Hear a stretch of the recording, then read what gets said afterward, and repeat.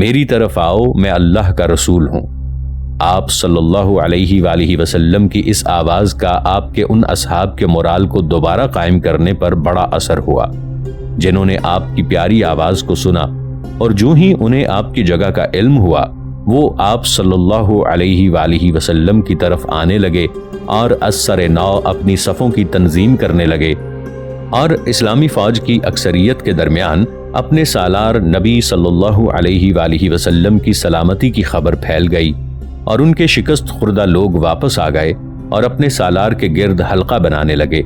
اور شجاعت اور جانبازی سے مشرکین سے جنگ کرنے لگے، حتیٰ کہ وہ مکی فوج پر متغلب ہو گئے، کیونکہ وہ اس کے درمیان اور جس مقصد کے لیے وہ آئی تھی اس کے درمیان حائل ہو گئے، اور شکست کے بعد اسے اپنے مقصد کو پورا کرنے کا موقع بھی مل گیا تھا، اور وہ اسلامی فوج کو تباہ کن شکست دینا تھا۔ اور اس نازک وقت میں رسول اللہ صلی اللہ علیہ وآلہ وسلم کے ثبات، اور آپ صلی اللہ علیہ وآلہ وسلم کی حکمت، اور آپ صلی اللہ علیہ وآلہ وسلم کی اعلیٰ درجے کی شجاعت کو شکست خوردوں کی واپسی اور مترددین کے میدان کارزار کی طرف بڑھنے اور اس مکی فوج کے سامنے ڈٹ جانے سے جنہوں نے اسے اس مقام کی طرف ناکام واپس کر دیا جہاں سے وہ آئی تھی، اسلامی فوج کے اکٹھا کرنے میں اول انعام حاصل ہے۔ حالانکہ وہ حادثہ جبل کے بعد میدان کارزار کی سردار بن چکی تھی۔ مولانا محمد علی نے اپنی کتاب حیات محمد و رسالت میں رسول کریم صلی اللہ علیہ وآلہ وسلم کی شجاعت اور قربانی اور شکست کے بعد اپنے اصحاب کو بچانے کے لیے اپنی جان کو خطرے میں ڈالنے پر حاشیہ لکھتے ہوئے بیان کیا ہے۔ جو ہی حضرت نبی کریم صلی اللہ علیہ وآلہ وسلم نے خالد کو دیکھا کہ وہ مسلمانوں پر حملہ کر رہا ہے اور اس جگہ اتر آیا ہے جسے تیر اندازوں نے چھوڑ دیا تھا، تو آپ صلی اللہ علیہ وآلہ وسلم کو اسلامی فوج کو گھیرنے والے خطرے کی عظمت کا ادراک ہو گیا، اور اس وقت آپ صلی اللہ علیہ وآلہ وسلم کے سامنے صرف دو ہی راستے تھے جن میں سے ایک پر آپ چل سکتے تھے، یا تو آپ کسی پناہگاہ کی طرف جا کر اپنی شخصی سلامتی کی ضمانت حاصل کریں اور اپنے اصحاب کو اپنے مقدر انجام کے لیے چھوڑ دیں، اور یا آپ اپنی جان کو خطرے میں ڈال کر انہیں آواز دیں تاکہ انہیں خطرے سے بچائیں۔ آپ صلی اللہ علیہ وآلہ وسلم نے دوسرے راستے کو اختیار کیا، حالانکہ اس میں ایسی جانبازی تھی جس میں آپ صلی اللہ علیہ وآلہ وسلم کی زندگی کو خطرہ تھا، اور جب آپ صلی اللہ علیہ وآلہ وسلم نے ان کو تنگی میں پایا، خصوصاً آپ صلی اللہ علیہ وآلہ وسلم کے قتل کی افواہ سننے کے بعد، تو آپ صلی اللہ علیہ وآلہ وسلم نے بلند آواز سے پکارا، میری طرف آؤ، میں اللہ کا رسول ہوں۔ اور جو ہی آپ صلی اللہ علیہ وآلہ وسلم کی آواز ان کے کانوں تک پہنچی، وہ سب کے سب آپ کی جانب متوجہ ہو گئے اور انہوں نے دشمن کی صفوں میں آپ کی طرف اپنی راہ بنا لی۔ میجر جنرل خطاب کا تبصرہ۔ عراق کے بڑے افسر میجر جنرل محمود شید خطاب نے اپنی کتاب سالار رسول صلی اللہ علیہ وآلہ وسلم میں شکست کے بعد مسلمانوں کے اکٹھا ہونے کے اسباب کے عسکری تجزیے کے موقع پر معرکے سے قبل اپنی فوجوں کی صف بندی کے مناسب موقع کو اختیار کرنے پر رسول اللہ صلی اللہ علیہ وآلہ وسلم کی مہارت پر تبصرہ کرنے کے بعد بیان کیا ہے کہ بلا شبہ ہر بات کی اپنی اہمیت ہوتی ہے۔ معرکہ احد کے دوسرے مرحلے میں جنگ کے دوران آپ صلی اللہ علیہ وآلہ وسلم کی کمان کی عبقریت کے ظہور سے کوئی چیز نسبت نہیں رکھتی۔ جس وقت مسلمانوں کی تھوڑی سی فوج کو اس سے 5 گنا زیادہ مشرکین کی فوج نے گھیر لیا، جبکہ ان میں سے بہت سوں کا مورال گر چکا تھا، پھر جب میدان کارزار میں رسول اللہ صلی اللہ علیہ وآلہ وسلم کے قتل کی خبر مشہور ہوئی تو انہوں نے میدان کارزار سے دور جا کر پہاڑوں میں پناہ لی اور رسول کریم صلی اللہ علیہ وآلہ وسلم کے ساتھ مسلمانوں کی ایک چھوٹی سی جماعت رہ گئی تھی۔ پھر جنرل خطاب نے بیان کیا ہے کہ رسول کریم صلی اللہ علیہ وآلہ وسلم نے مسلمانوں کی نسبت سے انجام کے لحاظ سے اس نازک موقف میں اور مشرکین کی نسبت سے انجام کے لحاظ سے موافق موقف میں انتہائی مایوس کن معرکے میں اپنے اعصاب پر قابو رکھنے کی استطاعت پائی اور باقی مسلمانوں کی اپنے سے برتر اور گھیراؤ کرنے والی افواج کے درمیان اپنا راستہ بنانے کے لیے کمان کرتے رہے۔ پھر آپ صلی اللہ علیہ وآلہ وسلم ایک بلند جگہ پر اتر کر اپنی باقی افواج کی دوبارہ تنظیم کرنے لگے اور ان کا مورال ان کی طرف واپس کرنے لگے، اور ان کے ذریعے مشرکین کے شدید حملوں کو روکنے لگے اور سخت تباہ کن شکست کو فتح میں بدلنے لگے، اس لیے کہ آپ صلی اللہ علیہ وآلہ وسلم نے قریش کو مسلمانوں کی حتمی تباہی کے بعد ان کے تباہ کرنے سے مایوس کر دیا۔ پھر آپ صلی اللہ علیہ وآلہ وسلم نے انہیں مسلمانوں کی تباہی سے مایوس ہونے کے بعد میدان کارزار سے ریٹائرمنٹ پر مجبور کر دیا۔ نمبر 2، منصوبہ بندی میں رسول اللہ صلی اللہ علیہ وآلہ وسلم کی مہارت۔ اسی طرح دقیق و محفوظ منصوبہ بندی میں رسول اللہ صلی اللہ علیہ وآلہ وسلم کی مہارت اور تجربہ کاری اور جنگ کو چلانے میں مواقع کے انتخاب کا بھی مسلمانوں کو اس تباہی سے بچانے میں بڑا اثر ہے جو کہ ان کو فنا ہی کر دینے والی تھی۔ رسول کریم صلی اللہ علیہ وآلہ وسلم اپنی فوج کے ساتھ مدینہ سے مکی فوج کے ساتھ جنگ کرنے کو گئے، اور یہ بات ذہن کی طرف متبادر ہوتی ہے کہ فوجی نقطہ نگاہ سے اگر رسول کریم صلی اللہ علیہ وآلہ وسلم مشرکین سے جنگ کرتے اور آپ صلی اللہ علیہ وآلہ وسلم کی پشت مدینہ کی طرف ہوتی،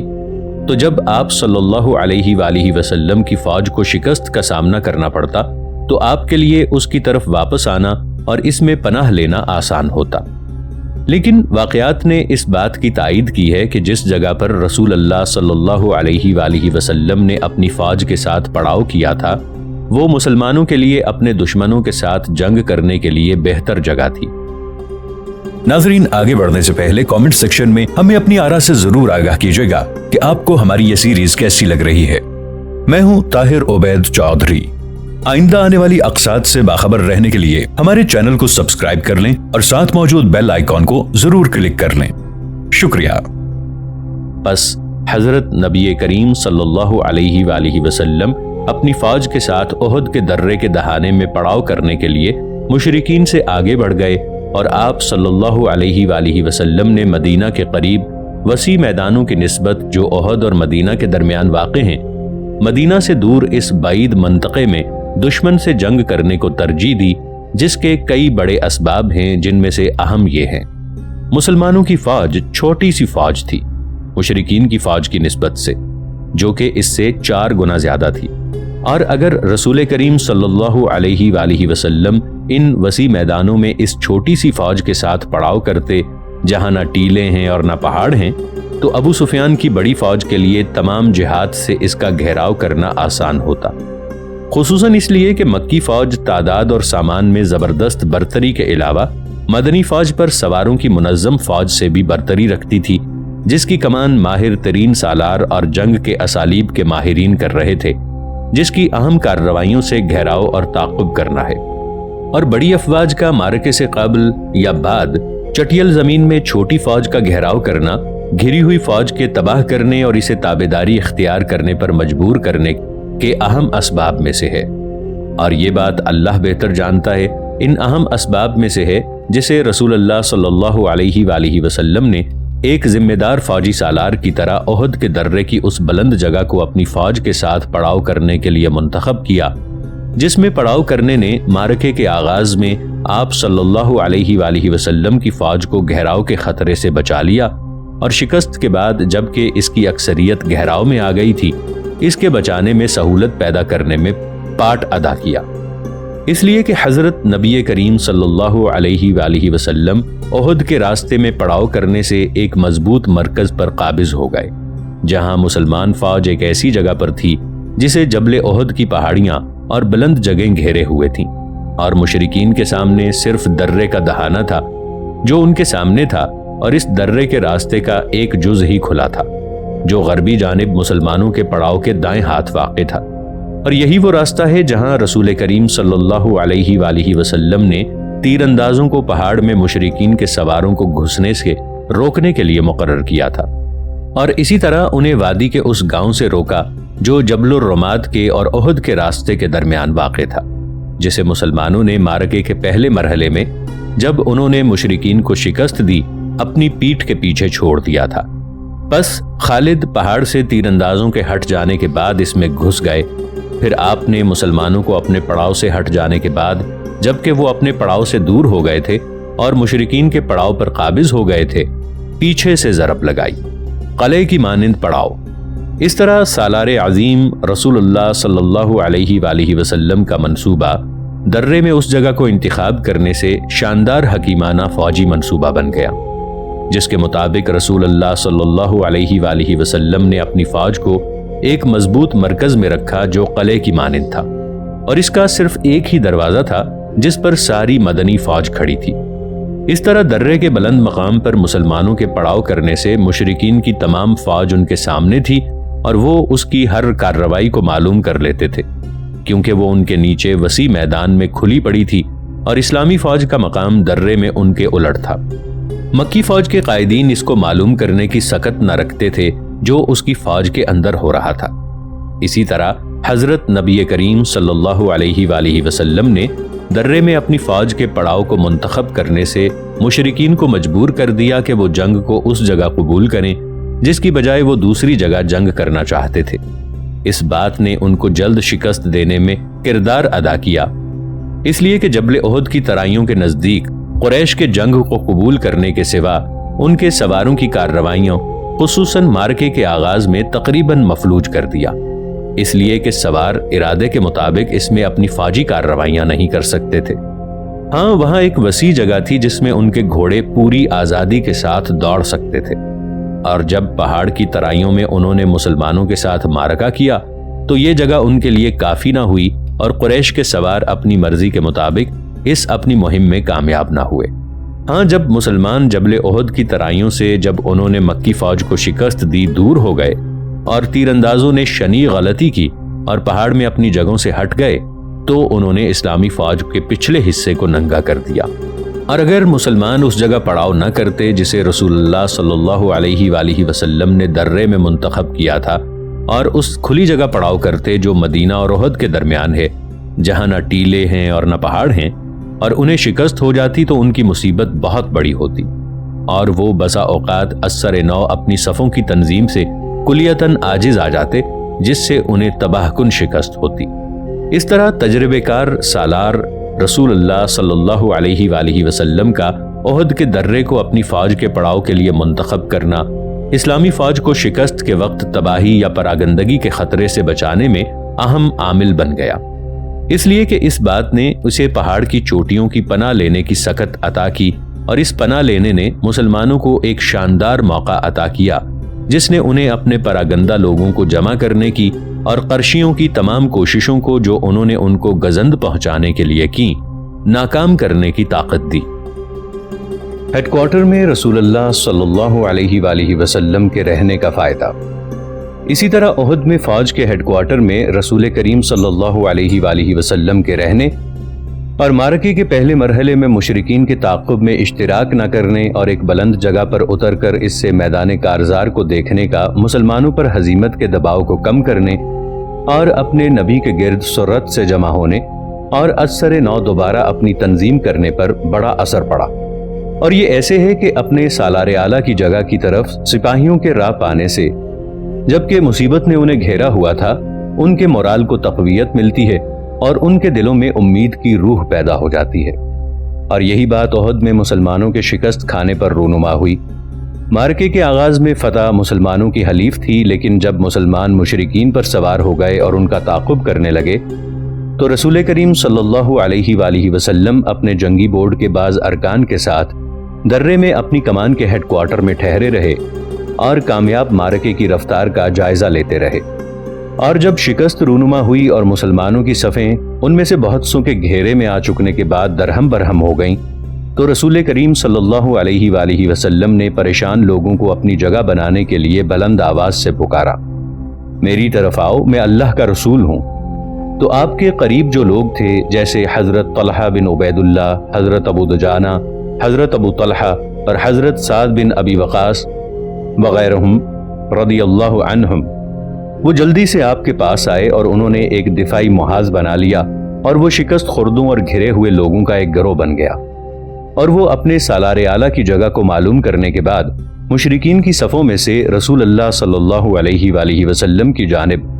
صبر، بہادری اور مردانگی کے ساتھ اپنا راستہ بنانے لگے، جس سے انہوں نے مشرکین کے سواروں اور بہادروں کی تمام کوششوں کو جو انہوں نے رسول اللہ صلی اللہ علیہ وآلہ وسلم کی شخصیت کو ختم کرنے اور اس فوج کو جو آپ کے گرد جمع ہو گئی تھی پراگندہ کرنے کے لیے کی، ناکام بنا دیا۔ پھر وہ انتظام کے ساتھ پہاڑ کی چوٹیوں کی طرف واپس چلے گئے۔ بس اگر رسول اللہ صلی اللہ علیہ وآلہ وسلم اسلامی فوج کے عوام کے ساتھ مشرکین کے تعاقب میں اشتراک کرتے اور شکست ہو جاتی، اور آپ درے کے نیچے اپنی کمان کے ہیڈ کوارٹر سے دور پچھلے حصے میں درے کے بلند مقام پر ہوتے، تو آپ صلی اللہ علیہ وآلہ وسلم بھی ان مسلمانوں میں شامل ہوتے جن کا گھیراؤ کرنے میں مکی فوج کامیاب ہو گئی تھی۔ اور جب مسلمانوں نے آپ صلی اللہ علیہ وآلہ وسلم کی جگہ کو معلوم کر لیا، تو جس وقت آپ صلی اللہ علیہ وآلہ وسلم نے بلند مقام پر کھڑے ہو کر انہیں بلند آواز سے پکارا، تو وہ جلدی سے آپ صلی اللہ علیہ وآلہ وسلم کے پاس آئے، اور آپ دامن کوہ کے قریب ان کے پچھلے حصے میں پڑاؤ کیے ہوئے تھے۔ نمبر 3، مکی فوج کی کمان میں اہلیت کا نہ ہونا۔ اسی طرح جس بات نے اسلامی فوج کو اس قاتل مشکل سے نکالا جس میں وہ تیر اندازوں کے دستے کے تمرد کے بعد پھنس گئی تھی،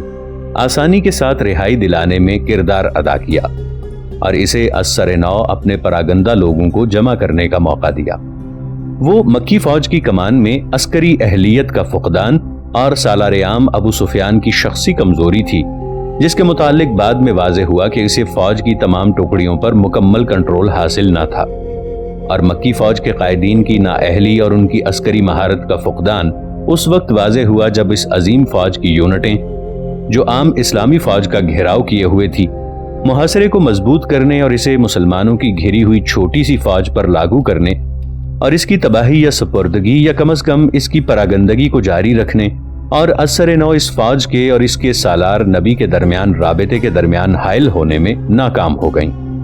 مکی فوج کے لیے اچانک گھیراؤ کا واقعہ ایک سنہری موقع تھا۔ اس کے قائدین نے اس سے اچھی طرح فائدہ نہیں اٹھایا، حالانکہ تمام حالات اور مادی قوتیں ان کی جانب تھیں۔ گھرے ہوئے مسلمان ان کا گھیراؤ توڑنے اور اپنی ساری فوج میں سے 100 میں سے 10 مقتولین کی قیمت پر اپنے آپ کو یقینی ہلاکت سے بچانے میں کامیاب ہو گئے، اور فوجی ماہرین اس وقت تک ایک دوسرے سے پوچھتے ہیں کہ کس طرح 500 جانبازوں نے جن پر حیرت، انتشار اور کمزوری چھائی ہوئی تھی، اس فوج کے قبضے سے رہائی پائی جس کی تعداد 2700 جانبازوں سے کم نہ تھی، اور میدان جنگ کی لگام بھی ان کے ہاتھوں میں تھی۔ بلا شبہ یہ جو کچھ بھی ہوا بلا نزاع مکی فوج کی کمان کی کمزوری اور اس کی ناواقفیت اور اس کے تفکک پر قطعی دلیل ہے۔ اگر یہ کمان واقفیت، مہارت اور تجربہ کاری کے لحاظ سے فوجی واقعات کی سطح پر ہوتی، تو یہ چھوٹی سی اسلامی فوج اس عظیم فوج سے جس نے شکست کے بعد ہر طرف سے اسے گھیر لیا تھا رہائی نہ پا سکتی۔ اس موضوع کے بارے میں سالار رسول صلی اللہ علیہ وآلہ وسلم کے مؤلف نے بیان کیا ہے کہ اگر ابو سفیان کی کمان کچھ بھی اہلیت رکھتی تو وہ مسلمانوں کا مکمل گھیراؤ کرنے کے بعد انہیں تباہ کر دیتی۔ اسی طرح میجر جنرل خطاب نے سالار عام ابو سفیان کی شخصیت کی کمزوری پر استدلال کرتے ہوئے کہا ہے، اور میدان کارزار میں اس سالار کی شخصیت نمایاں نہیں ہوئی، اور جیسا کہ معلوم ہوتا ہے اس کا کنٹرول اس حد تک کمزور تھا کہ مشرکین کی عورتوں نے اس کی مرضی کے بغیر مسلمانوں کے شہداء کا مسئلہ کیا، اور یہ کچھ بھی نہ کر سکا۔ نمبر 4، مکی فوج کے نزدیک خوف کا عقدہ۔ اسی طرح مارکے کے پہلے مرحلے میں اسلامی فوج نے مکی فوج کو جو سری اور حیران کن شکست دی، اس کا بھی مسلمانوں کو اس مشکل سے جس میں وہ پڑ گئے تھے چھٹکارا دلانے میں بڑا اثر تھا۔ اس شرمندہ کرنے والی ہزیمت کا سایہ ابو سفیان کی فوج کے ساتھ رہا، حتیٰ کہ مسلمانوں کی شکست تک رہا، جس نے اس گھیرے کو جس میں مسلمان شکست کے بعد آ گئے تھے کمزور کرنے میں کردار ادا کیا، جس سے ان کی رہائی آسان ہو گئی۔ اور یہ ایسے ہوا کہ جب معرکے کے آغاز میں اسلامی فوج نے مشرکین کی فوج کو شکست دی تو اسے خوف لاحق ہو گیا،